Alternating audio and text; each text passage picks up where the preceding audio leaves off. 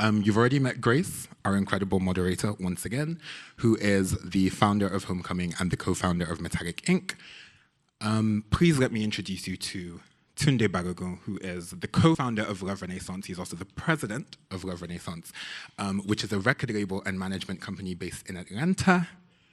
Working primarily in and around R&B music, Afrobeats, and more, the company currently works with some of the most prominent artists in the global music scene, including Summer Walker, Black, Westside Boogie, Davido, and Spinall. Balogun is a pioneer in the field of artist support and development and creating longevity for talent he works with, partnering with the likes of Warner Music Group, Universal, and more. Please welcome Tunde Balogun.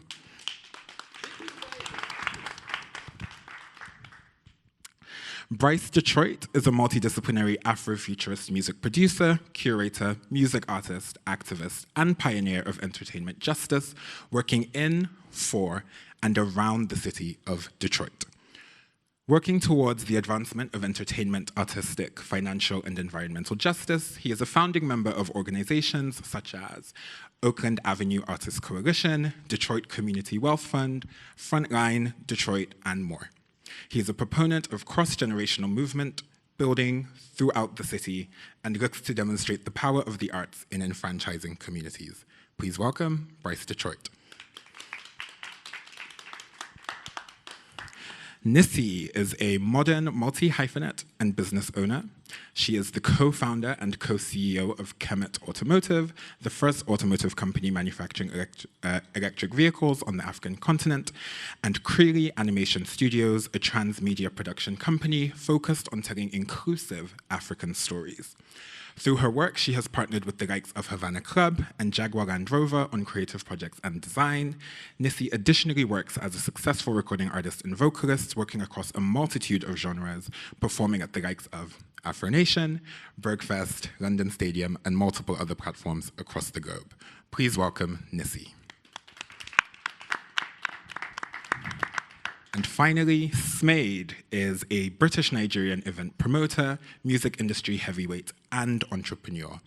As co-founder and CEO of Afronation Music Festival, the biggest global event dedicated to music genres across Afrobeats, hip-hop, R&B, dancehall, amapiano, Afro house, and more, his work in music promotion has helped to link the diaspora through experiences of music and community. As founder of Smade Entertainment, he is considered a pioneer in African music, working with the likes of Wizkid, Tiwa Savage, Davido, Burna Boy, Black Sherif, the list goes on. Please welcome Smade. And with that, I hand over once again to Grace Ledger, MBE. Thank you so much. Thank you so much, Eniafe. Thank you so much, everybody, for being here today. I know some of you just flew in this morning, so I'm so happy that you could make it onto this panel. This panel is really exciting and important to me because I believe personally that you have to have a team to get anything done. To me, personally, I'll stand by the statement of you can't do it alone. And I think that sometimes within our community, there is an emphasis on, I need to do it by myself. I need to own it by myself. I need to do everything alone. We're used to the struggle and we're used to the hardship and we're used to the, just getting it through. And sometimes it's okay to have a team, and it's very important to have a team so everyone can work at their strengths. And I'm a strong believer of that. I worked with one of the most prolific Black artists from the UK called Skepta, and sometimes working with him, who is a fully independent artist, he's been able to make millions of pounds from his music, he owns his music. We had to have a team to do that. It was only possible with a team. If it was just us two, we wouldn't have been able to achieve those things. The same with an amazing artist that I'm privileged to work with, sitting front row, SARS, who has a strong start of an amazing team, half of them in this room today, to make every part of his business work. And I truly believe that as a community, if we collaborate, if we talk more, if we share ideas, if we take ego and pride out of the equation, which often is the reason why we don't get things done, we will be way further than we could even dream of. So that was the thesis for this conversation for me. And the people that I chose to be on this panel all reflect a different area, whether it be my Oga here. Oga means my boss. the president of LVRN, to me, one of the most successful black labels that successfully promote and own black music. And to do that in this day and age is phenomenal, and have a rich roster like that. So I'm so proud of you. Nissi, an amazing multidisciplinary artist, which again, you know, when you don't fit into the box or the mold of one genre or one thing, or, you know, you're an artist at large, sometimes within our community, it brings a bit of confusion. So being able to pioneer that and be great at every facet of the work that you do is inspirational to me. To me, Bryce owns a similar value to me, which is community. Everything is built within community. Everything we do has to be connected to community. If you miss that part of the equation, I don't believe it's going to work. So having someone that can really show that how they dedicate to enriching the community is so important. And my other Oga here, Smade. Smade, to me, is responsible for Afrobeats going global. I can say that with my chest. Smade has been working on Afrobeats parties in the UK from 15 years ago. He was one of the first promoters to bring any Afrobeats to the UK, any artist. He told me today that he used to clean stadiums, and now he sells them out.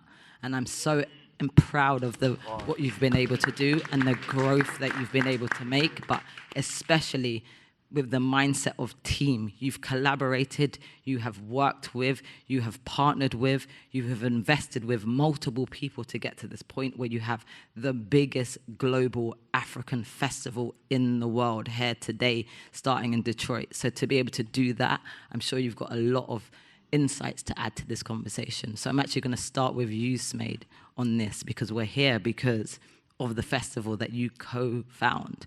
So I'd love to reverse back to the beginning, maybe, and just get a bit more of an insight of how you started out and kind of how you built the team to get to the point you are today, because you started out cleaning stadiums. So we start there and we fast track to today. Can I go last, please? If you want to. No, absolutely. it's okay. Yeah. Thank you so much, Grace, for that introduction. It's so emotional. I feel so, I don't know how I feel right now. To be here, I'm thankful, grateful that all of those tears, the pain and the sweat, they're not going in vain. Happy to be here today. My name is Adesegun Adeosun, Yoruba boy. I'm African. Spent the first 19 years of my life in Lagos, where I was born. Moved to the UK 19 years ago, to start my journey, to find my path. Come from a very traditional, cultural, prayerful family, so growing up, I had a lot to learn. First son of 13 children.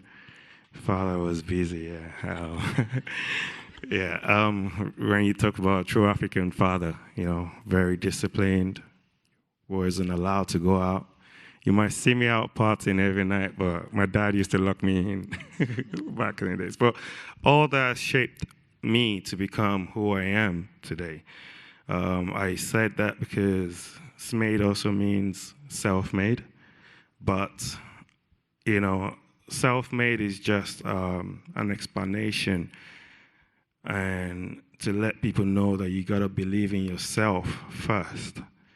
But whatever dreams you have in you, you cannot bring it to light without creating a team, without bringing people together, without investing, without serving with your gift, because we all have different gifts.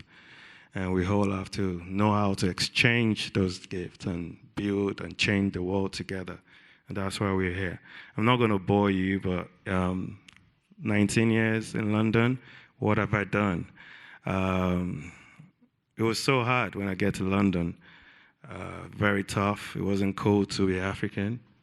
I was 19, so I just wanted to push myself. At that time, my father wasn't even talking to me because he wanted me to come back home and, push his business then, being the first son, normal Nigeria man.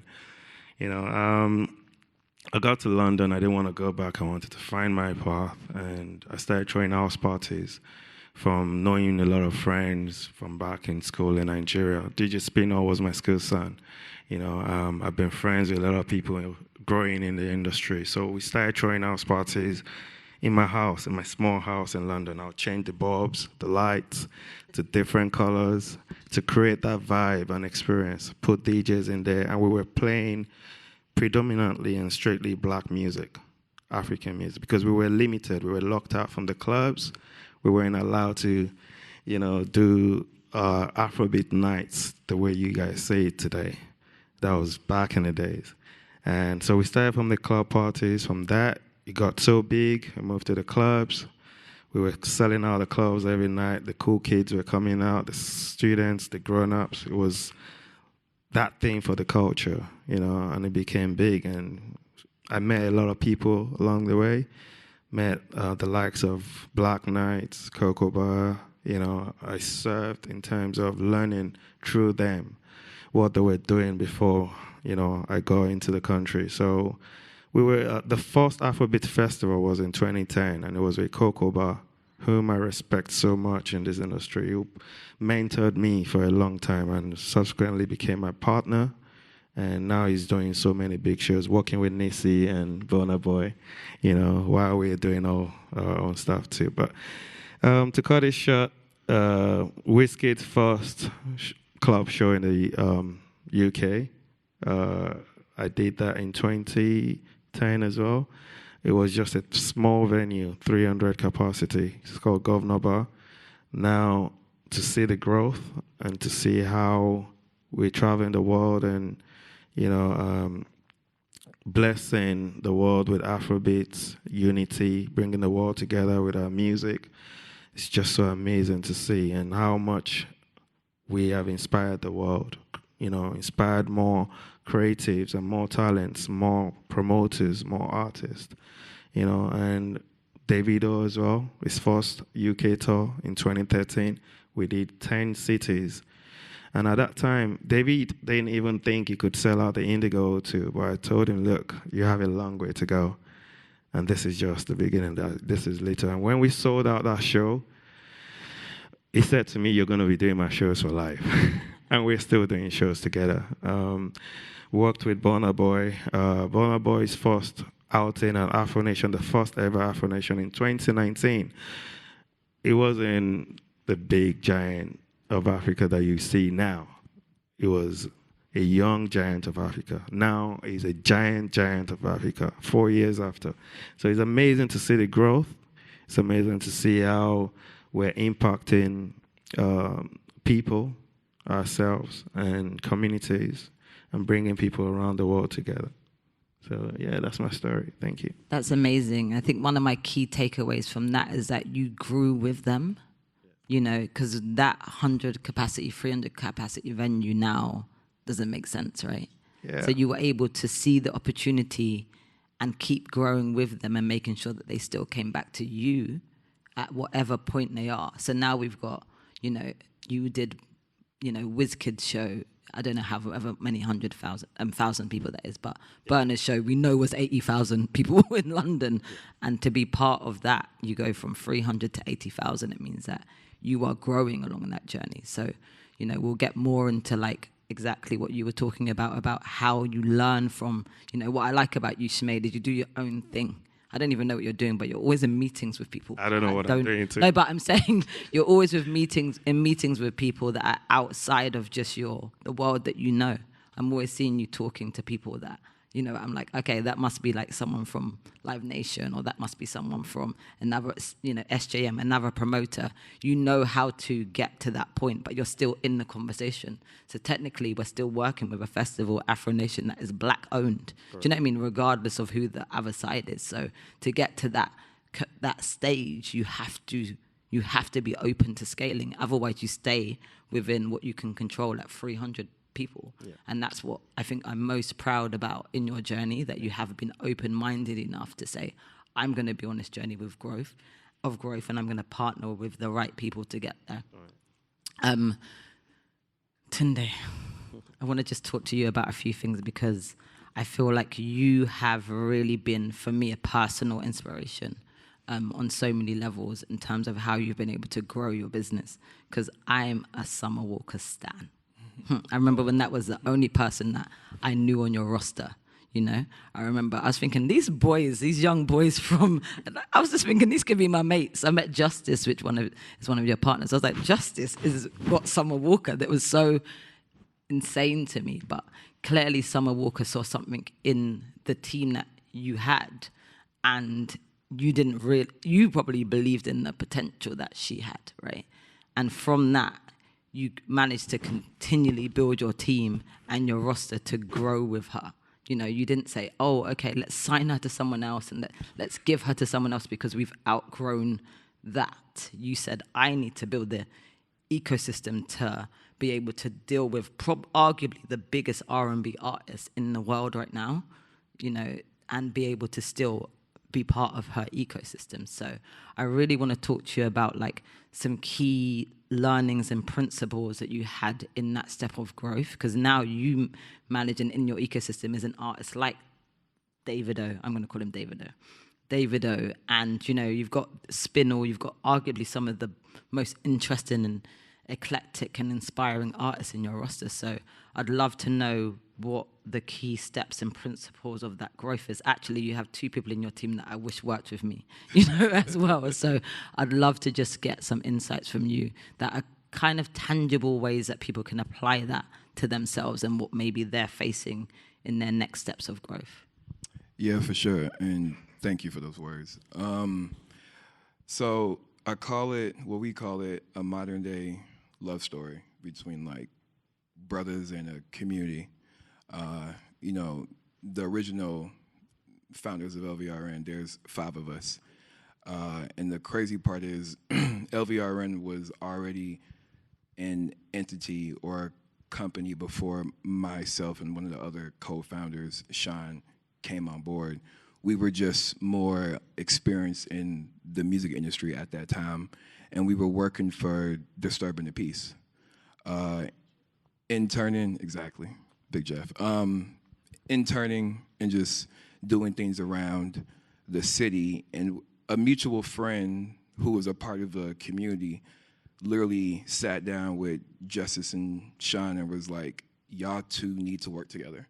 There's too much similarity between y'all for you all to be apart. At that time, Justice Jr. and Carlin, who are the other co-founders of LVRN to this day, we pretty much all sat down. They were already developing an artist by the name of Rory. Rory was a kid east side of Atlanta, had just looked different from what was coming out of Atlanta at that time, which really resonated with us because we didn't operate in what was the most popular sound or genre or culture coming out of Atlanta, which was trap. We listened to it, we loved it, but that wasn't our everyday. So when we identified with Rory, it was something special with us. And literally, when we all met, we all were just like, let's just work together. And you know, it was really interesting how at that time we were all young and how we all just came together. And one of the first things we established is we're going to leave our ego at the door. Simple. Like, that's it. Like, literally, till this day, whatever our business said on paper then is the same thing now, and we've never even discussed it since that point. Because we're always to the point of, like, as long as we're all successful as a team, we'll be okay. And I can say confidently, like, you know, we started this company 11 years ago, and there's 5 of us, and we're all millionaires to this point. Thank you. And I say that because on our come up, we were hit with so much negativity. One, you guys will never stay together. There's too many of y'all. Who's the boss? XYZ. And it was confusing to us because it was like, isn't this what we've been asking for people to stick together, but people are kind of already putting the past history on us. So we took that as a tool to be like, okay, you guys obviously are seeing something that we don't see. So as we come up, we're actually going to keep this in the back of our mind and actually work to make sure that we don't repeat the history of other people. Which pretty much meant like having the open door to check each other when we got out of line. Us establishing that pretty much helped that whenever somebody came at you in a way that you felt may be disrespectful, it could be like, hey, you told me to do this. So before you get mad, take a step back and really listen to what I'm saying, because there's 4 of us telling you that you're wrong. You know, when you can have that type of communication with your partners, you're kind of unstoppable. And then really just coming up also, besides the 5 of us, we always made sure we try and took care of people around us. You know, we got, like, Rory was like the first artist for Elvira in 2013, but in 2016 is when we got a real label deal with Interscope. You know, and at that point, a lot of people around us were working for lower than the fees they were supposed to get or for free. And, you know, even though it was our company and we got a decent check at the point, we didn't just pocket that money. We invested it back into the business. We opened up a studio, LVRN Studios in Atlanta, Georgia, which was important for us because we saw that one of the main things you need to grow a company is the infrastructure.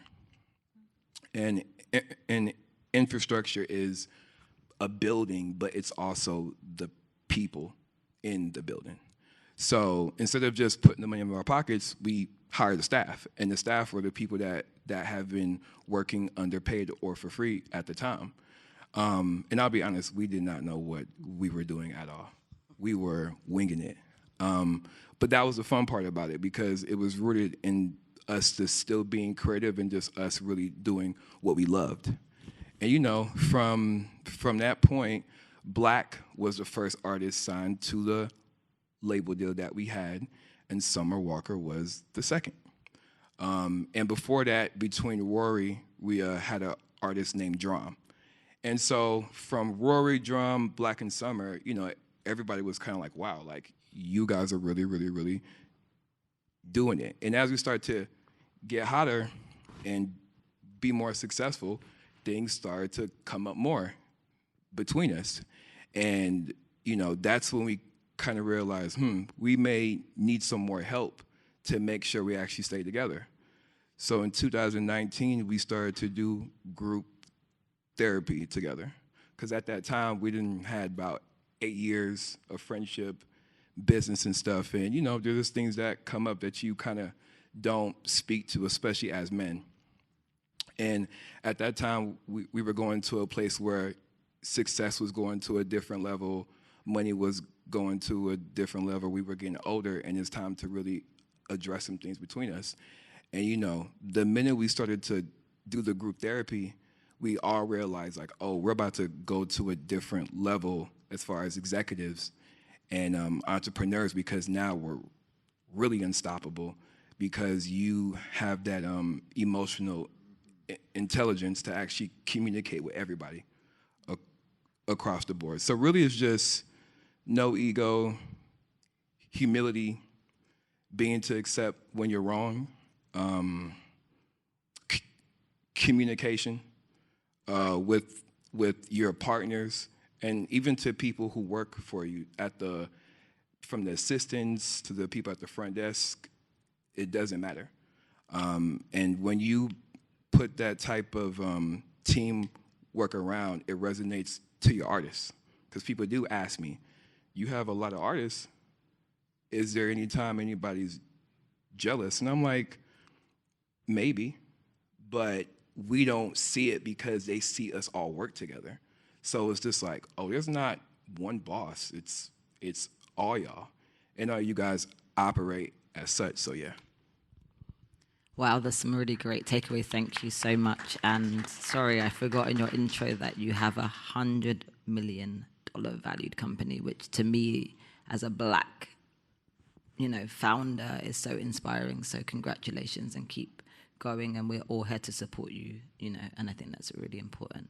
Bryce, I saw you nodding quite a lot because I think that was a continuation of what you were talking about there, but I wanted to see with you, as a continuation to what Tunde was saying, how do we do some of that, what you were saying, what he's saying, the community you have access to? What are the key things, you feel like we can do here to bring some economical, stability to our sectors in the creative fields? I'm like, these are soft powers that a lot of people are making money from. You're an example of an industry. Yeah, you're making money from the work you're doing, which is phenomenal to see.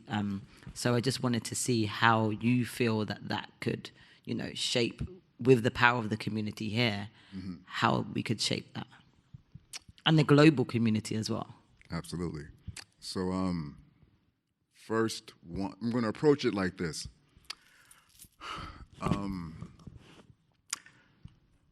For me, my career first started in the conventional music industry. It was me as a chief production officer for a boutique label.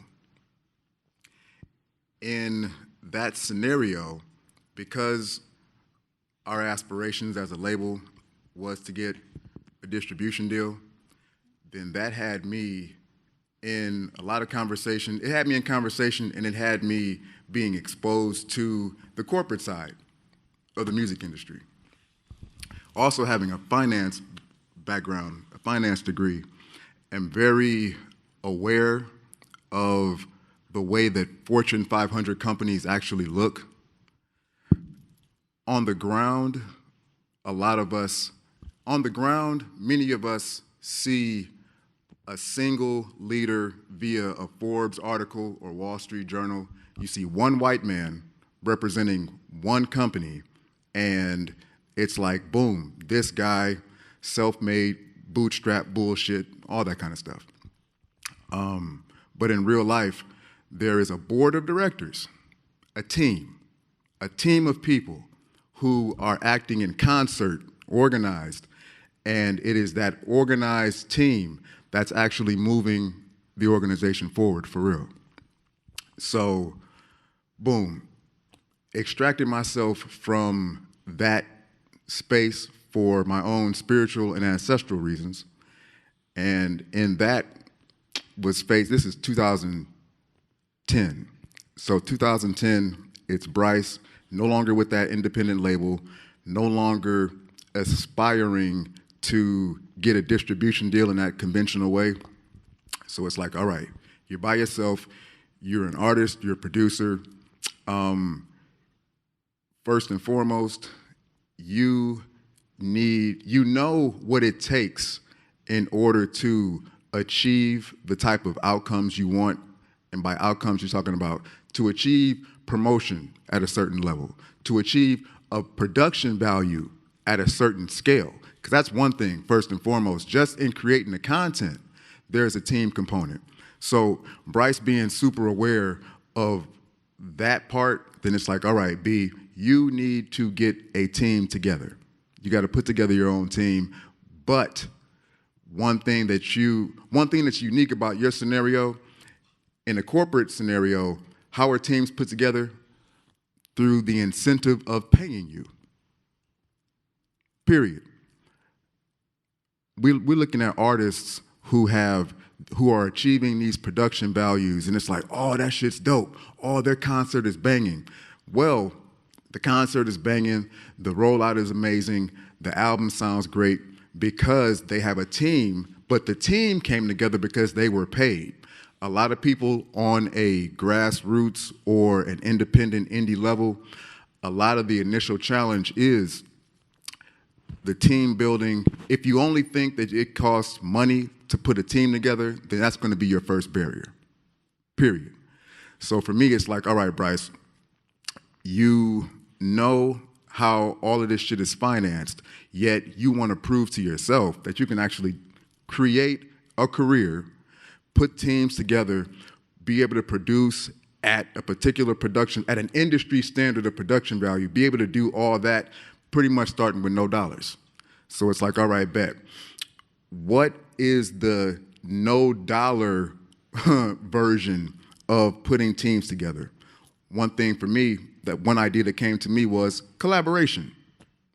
Working with people. Bryce is a producer.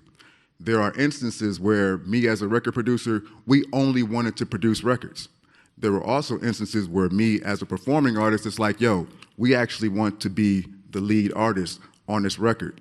So in terms of me as a producer, when there were the times where it's like Bryce wants to produce a record, Bryce can compose, Bryce can record, yet in this instance, Bryce wants a vocalist. So me reaching out to someone who was already in my network, let me uplift this point real quick too, because Tunde dropped a real bar about the emotional intelligence. He dropped a bar about the maintenance of relationships, the cultivating and the maintenance of relationships. Smade also dropped a bar like, yo, I'm working with people for 10, 15 years now, same cats. Well, what's underneath that? Trust. What's underneath, how is trust fostered? Through frequency of interacting, through building relationship. So really just want to uplift first and foremost that when we're talking about team building, my offer to all of us is that we approach team building the same way that our ancestors approached building village, which is from a family perspective. One thing that will undermine your success is approaching team building as a transaction, and then it's like, well, anybody can be on the team if they can do the job. If you're producing some shit that don't have no spirit to it, if your content has no spirituality, then anybody can do the shit. Any mixer can mix your tracks. Any marketing company can promote your record. Any vocalist can sing the vocals. It doesn't matter. But if your cultural production is actually rooted in whatever your own personal spirituality is, whatever your own heart energy is, then only people who are equal-hearted, only people who are on the same fucking energy as you can actually help you bring this thing to earth how you want it to happen, how you really want it to happen. Anything else will undermine your shit. How many of us in our professional capacities, our professional careers, have gone through partners? Like, oh, I thought that was dope, but it ended up not working. Oh, I thought that was dope, ended up not working. How many of us in real life? Now, nothing's wrong or right about that, yet there's a real phenomenon amongst Fortune 500 companies where the longest ones are families, which is a certain kind of team, which is based on a certain type of strength of a relationship, and then there's best friends. There are a number of companies, billion-dollar companies right now, where the founders were friends for a very long time. I'm just putting out there that, one, the relationship, as a diasporic African, relationships, that is our highest currency, first and foremost. Second, from that relationship, it is the sustainability, the integrity, and the health of the relationship that's going to determine the health of the team, period. So all of these words are just to really emphasize how, for me, it was all about taking my time, allowing myself grace, and magnetizing people who were like-hearted, who had the similar values, and who were down to do work for the purpose of doing work, for the purpose of manifesting something bigger and better than we can do individually. That happened to be Bryce's approach towards team building. It wasn't who can we pay, because we can pay anybody. But because my shit is rooted in a certain spirituality, then for me it's like, yo, you prove yourself to me by being down for the cause. And knowing that us putting our genius together We're going to create something of a higher value, and then we bring that thing to the marketplace. Use collaboration as a mechanism for team building. People are bringing their cultural capital, their cultural currency to the table. Then you all create something of a higher value than you can do individually, then take that shit to the marketplace. That is a direct line for a direct path of engagement for how to use projects, collaboration, to begin to assemble teams, and it's project by project, maybe a new person by new person, maybe you add more skills into the project than you did last time. But that does symbolize scaling, and it's that type of activity that allows you to also not only scale the cultural production, scale what you're bringing to the marketplace, but also scale the team as well.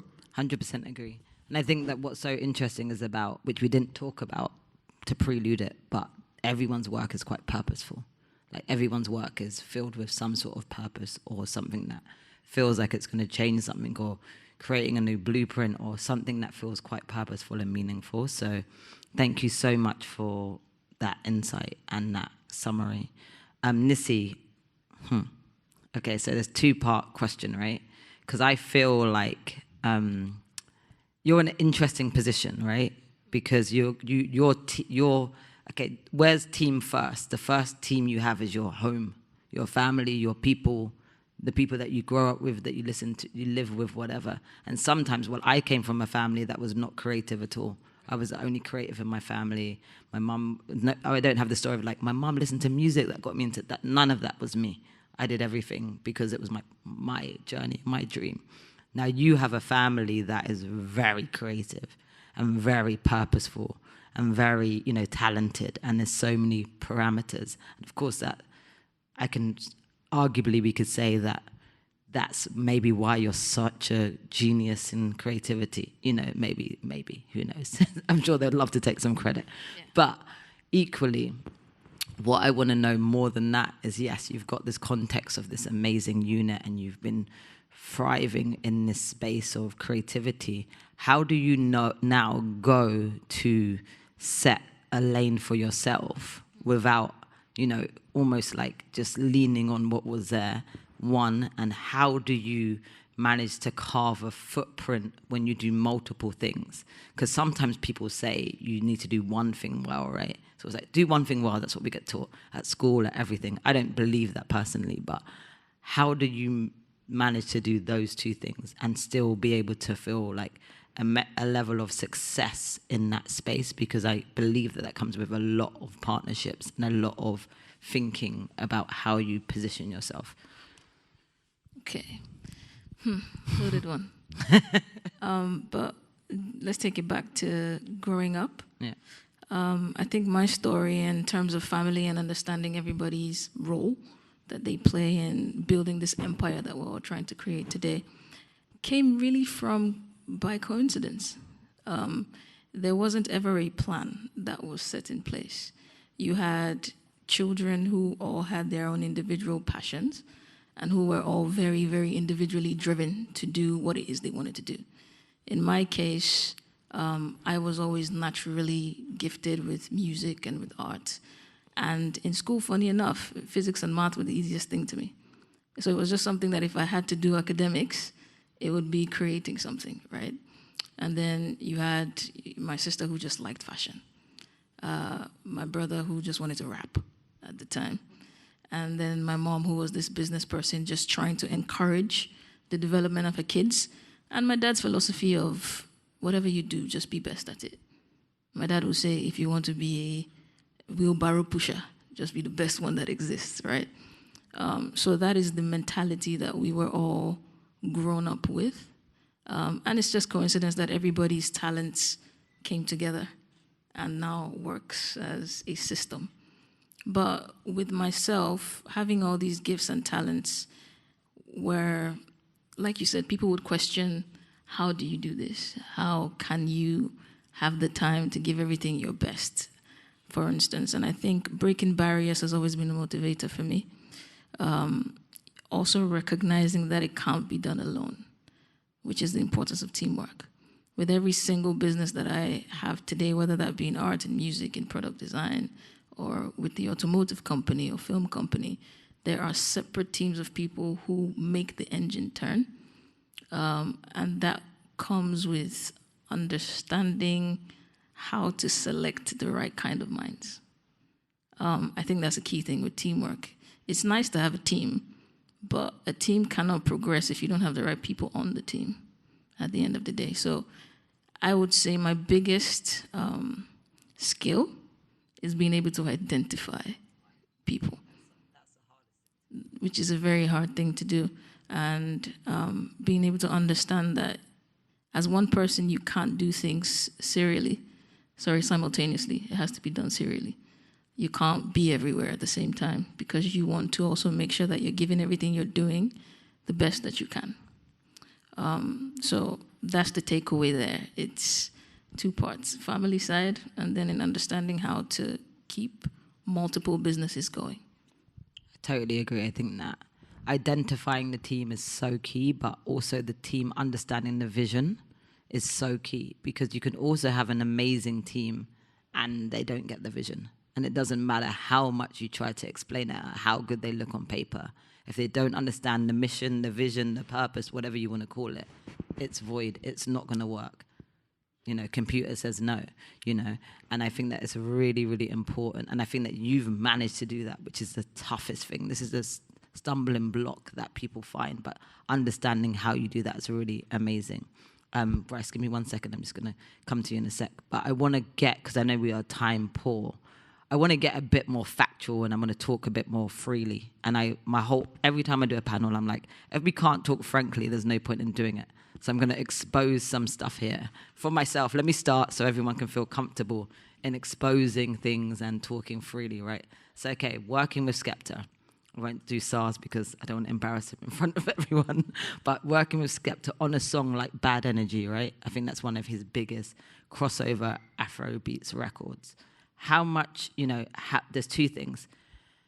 When we thought about that project and that vision, it was like, how can we use this as an attraction for Nigeria? It was like, how do we use this song to attract people to Nigeria and think that, Nigeria's interesting. Nigeria's got a lot of problems, let's be honest. But there is an amazing, thriving, and I call it the soft power because it is, creative scene that had so much appealing and exciting things. So we were like, we're going to build so many different things and teams from this one song. So we're going to collaborate with everyone on this song. From the music video, in the music video it's going to be shot by all the hottest photographers, videographers, There's 10 credits for videography on that thing. It was everyone at that time that was hot, from Meji and that crew that were phenomenal, but then also Stephen Tyler shot a Super 8 for the first time. Do you know what I mean? And it was just about like, okay, so that's a team of people that are going to talk about this song that we want to feel like it's attracting people to Nigeria.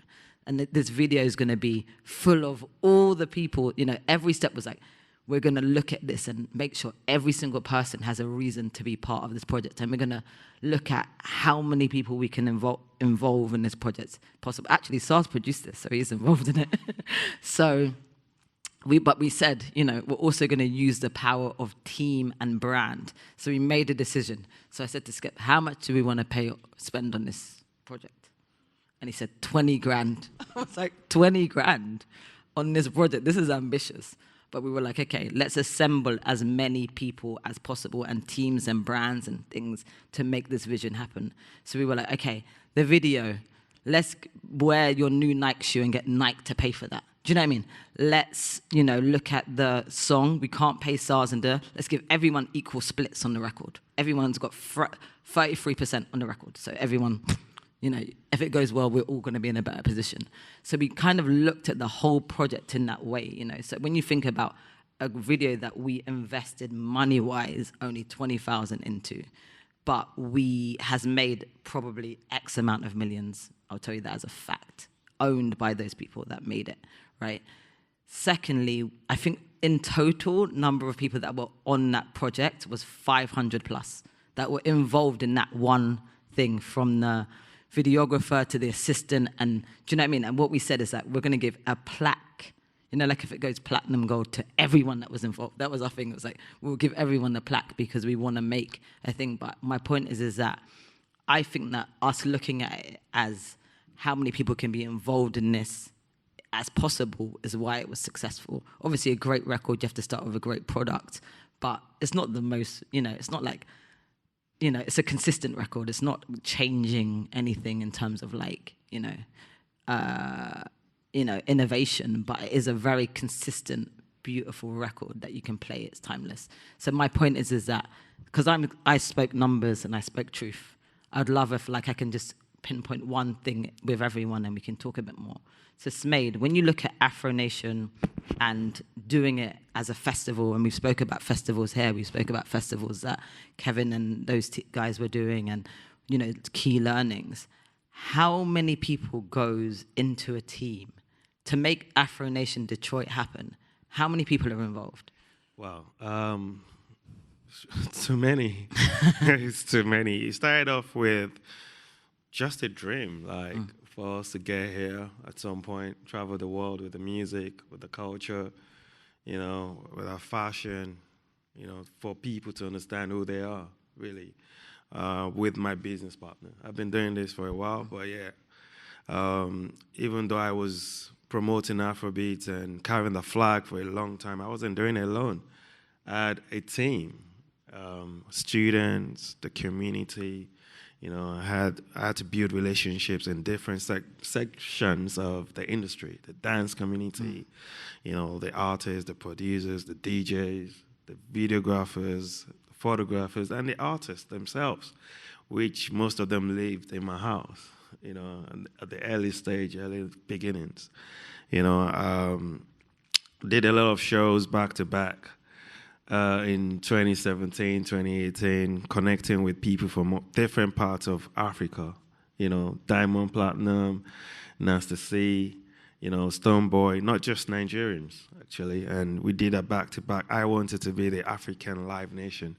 That was my dream. I wanted to produce so many shows, and then I met this incredible guy, like amazing soldier, Obi Asika, you know, just out of us competing on the show. It was actually Davido's 2018 Brixton show. Myself and Obi. Obi wanted that show so bad.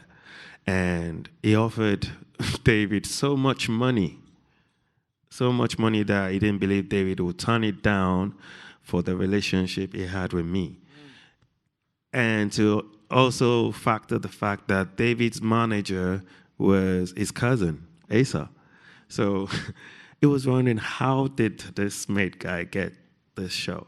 And then we came together and sat down, you know, we shared our dreams and vision for where we wanted this movement, because he was already out there with Echo Talent Location, and he was the head of Echo, and he's actually the head of UTA now, you know, and in the middle of that, we're still having to work on Afronation, Portugal, Ghana, Detroit, which we have to build communities and team, and, you know, we have to build like a family in those different cities and countries.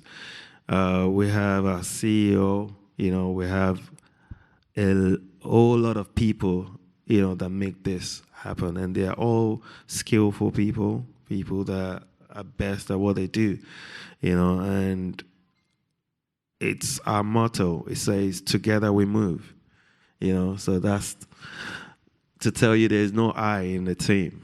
Everybody, you know, we have to share whatever gift and talent that we have, you know, to get to where we are right now. So Afronation, I can't count how many people we have. You're part of it. Everyone Basically, here is a part of it now, you know, so we're moving together. So it's too many, you know. I believe even those that come as, you know, the guests, even those tickets buyers, all of us, the creatives, everybody that believes, even the non-believers are part of, you know, this success, this greatness. So, yeah.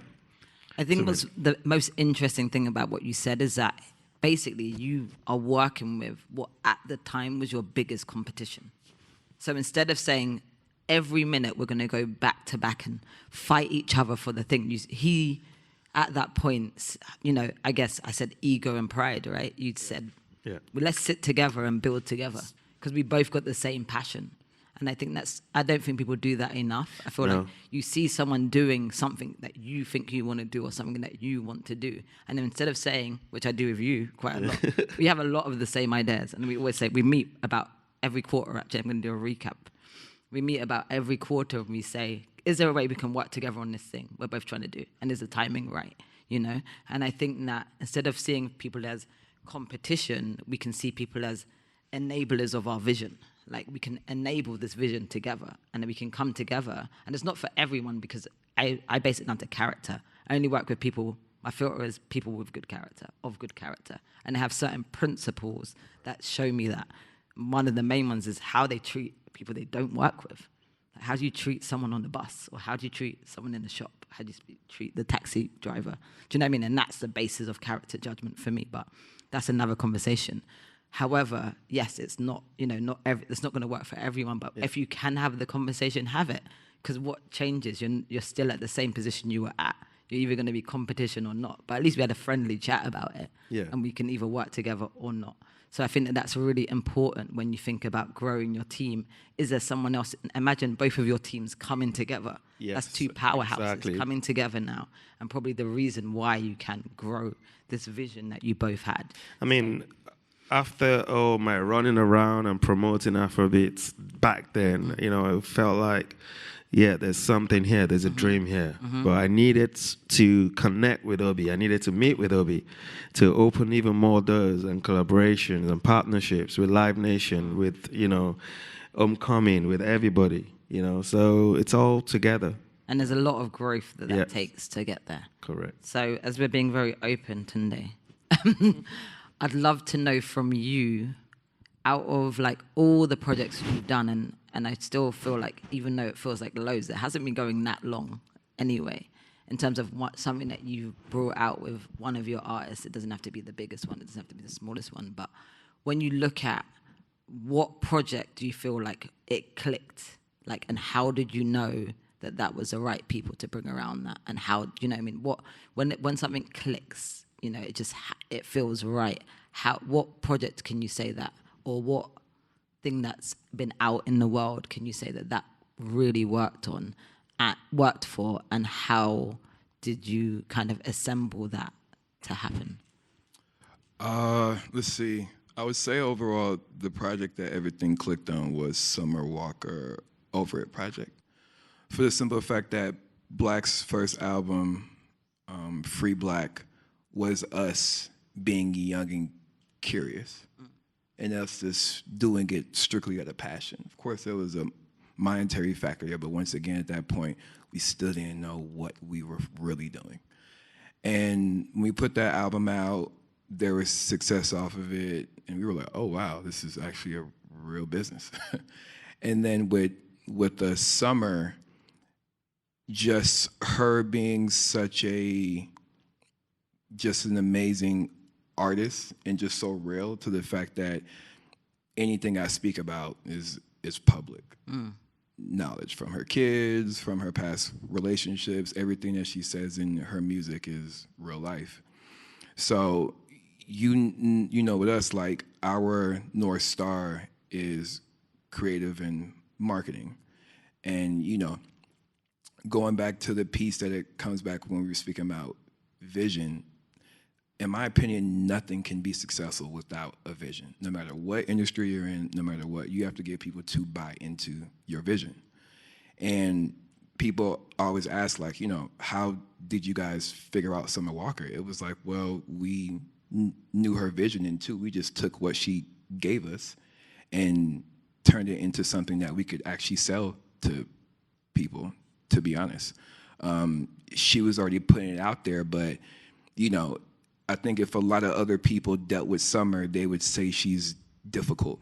It's like, no, it's just really knowing the language of a young Black woman in America and being able to, like, take a step back, study it, and then know that what you think is not always right, and bring in a lot of people in. You know, that project, I say at least 100 people touched that project when I think about it.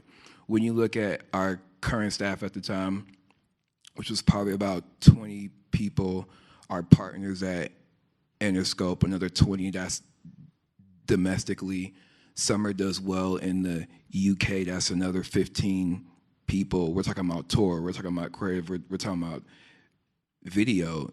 You know, it took a village and a community to get that project out, because it was hell. She did not want to do anything at all. And if you kind of go back to the rollout that we had for it, a lot of the marketing was done without her.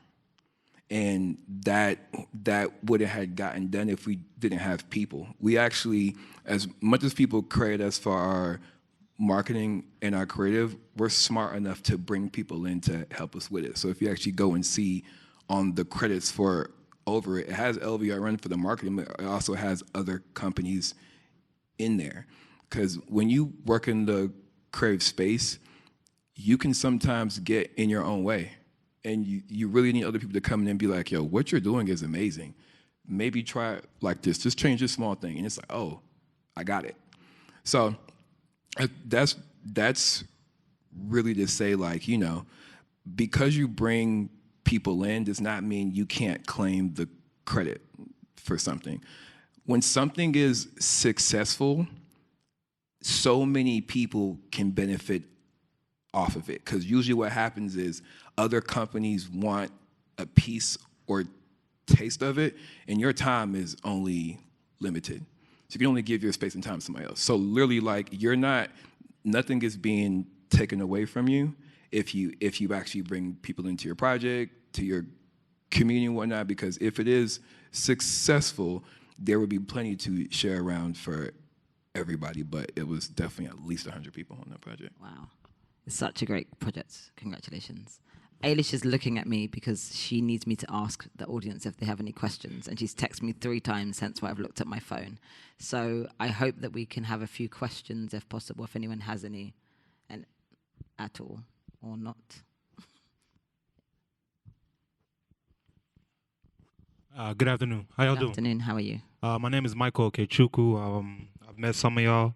So if you're trying to break an artist, right, you've done it several times now, but that first artist or their first run, who are the core essential members you need on that team to get them from unknown to whatever, you know?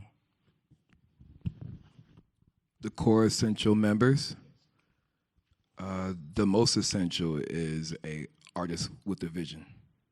No artist can be successful without a vision. It is impossible. Because an artist without a vision is a one-hit wonder. So they will not have a career. One, great team. And great team can be management, great creative partner, great producer. It's not really a one-size-fits-all model, because there's artists who come out the blue when it's just them and their producer in the bedroom, and then they go find a manager, and then they sign to a label, or then they become independent. But really, I just want to emphasize the most important thing about becoming a successful artist is your vision. For the simple fact, if you're an artist without a vision and you get with a manager and y'all end up not becoming successful, it's usually the artist's fault. The artist usually ends up blaming people around them, but a manager or a label cannot help an artist get to the next level if they don't know your vision, because what are they selling? I've had what people call successful artists, but I, as an executive, call myself like, damn, like that one is in my book of failure, for the simple fact that they're not with me anymore, and people may have forgotten about them, but me going back is like, oh, they didn't have a vision. We just got hot off of us just making moves and like phone calls, and, you know, talent plus a little bit of luck will get you to a certain point. But talent, a little bit of luck, and a vision will make you a career act. So vision. I think I agree with you as well, 100%. But one thing we often neglect as well is your lawyer. I feel like if I was to employ one person in my team and everyone else was interchangeable, it would be my lawyer. There is not one part of business that happens without a deal.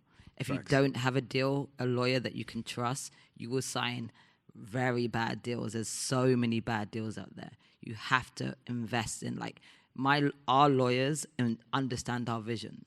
So they're like, okay, so I can see what your priorities are.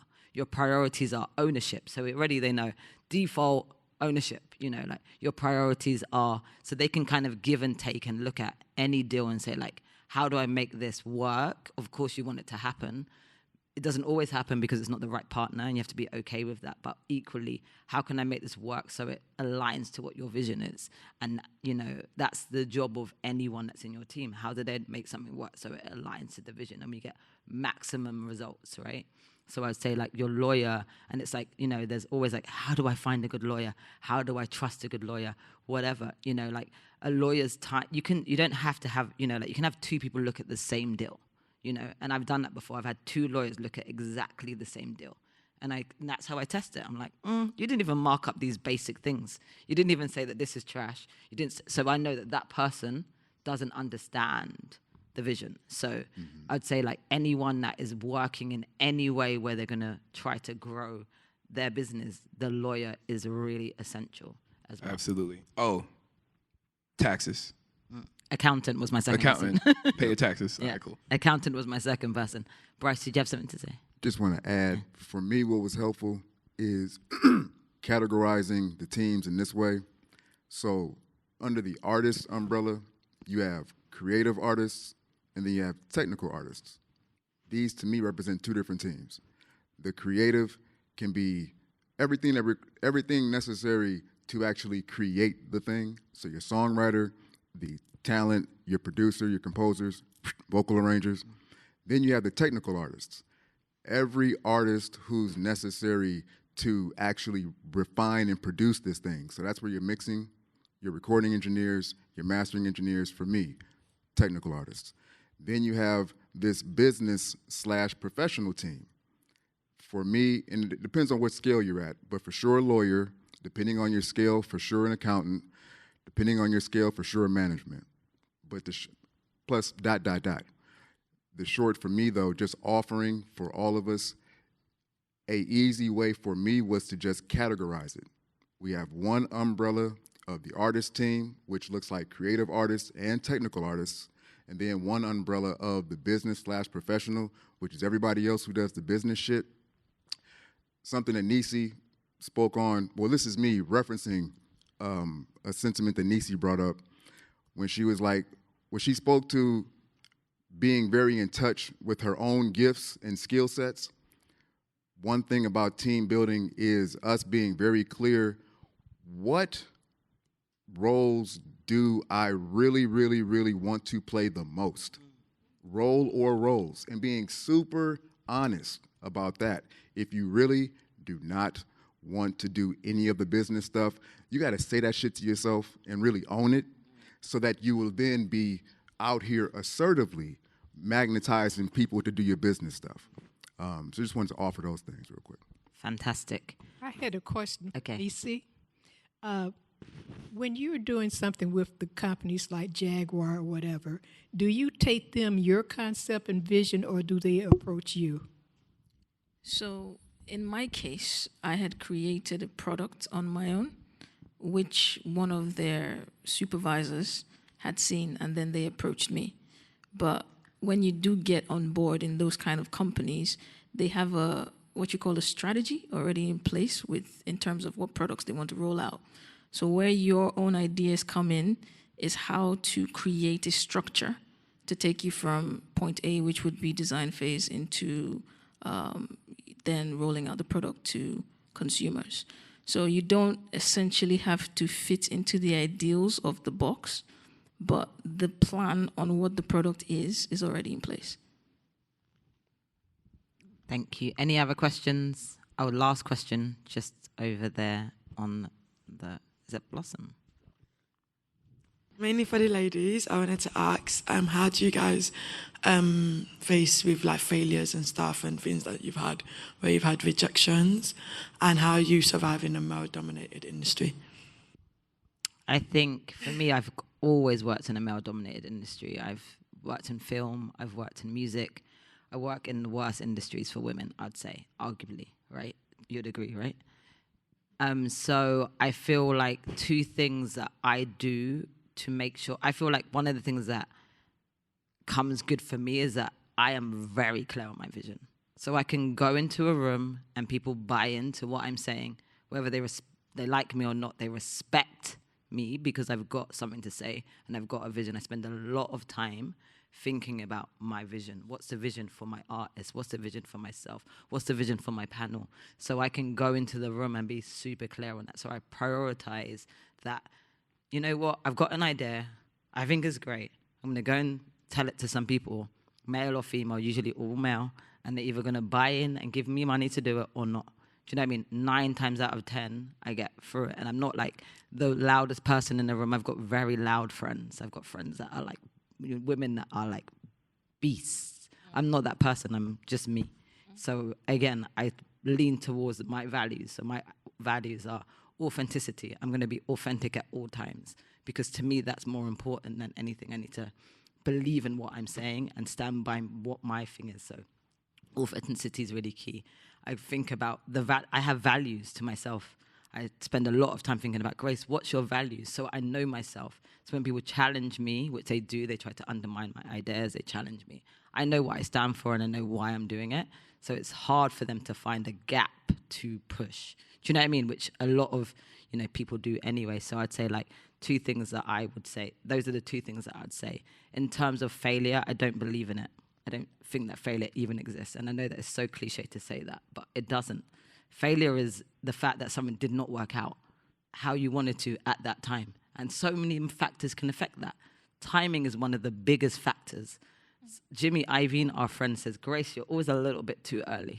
He said, like, that's the thing I think I've got your problem. You're a tiny bit too early. This is great, what you're doing, but it might just be a bit too early. Why don't you just slow down and wait for the wave to catch up and you're already ahead? That was good advice. Do you know what I mean? That was like, you know what? He's probably right. I'm thinking way too far in the future. Do you know what I mean? So I've had a lot of ideas and things that some have happened. Thank God I've had a great career so far, but I've had a lot of things that haven't happened or haven't worked out. And it's like, cool, did we do our best in that situation? Yes. And we kind of pull it as one of the things that's probably going to get us at some point to the next mountain. Do you know what I mean? Because we've already done a case study that we know. So it's like, okay, we did this record. It was amazing. It was really progressive, but no one listened to it. Why? Probably a bit too early. Let's park it. Maybe we're going to re-release that or re-look at that at another point in time. So don't even see it as a failure. The only thing why people are scared of failing is because they feel like it's embarrassed. They're embarrassed that something didn't go right. It doesn't always go right. It's life, right? Sometimes you go to the bus stop, the bus doesn't come. Do you know what I mean? It's not. You don't see it as a failure. It just didn't happen. Do you know what I mean? So I always think of it like that. It's like every single thing I've worked on or done has got me to this point, and I'm just at the top of one mountain and the bottom of another, and everything I learn is going to get me up it. So that's how I kind of approach it. Anything to add, Nissi? Spot on, I think. So I think that was our last question. Thank you. Oh, so sorry. Hello? Yeah, we can hear you. My name is Jeffrey Diagbunya.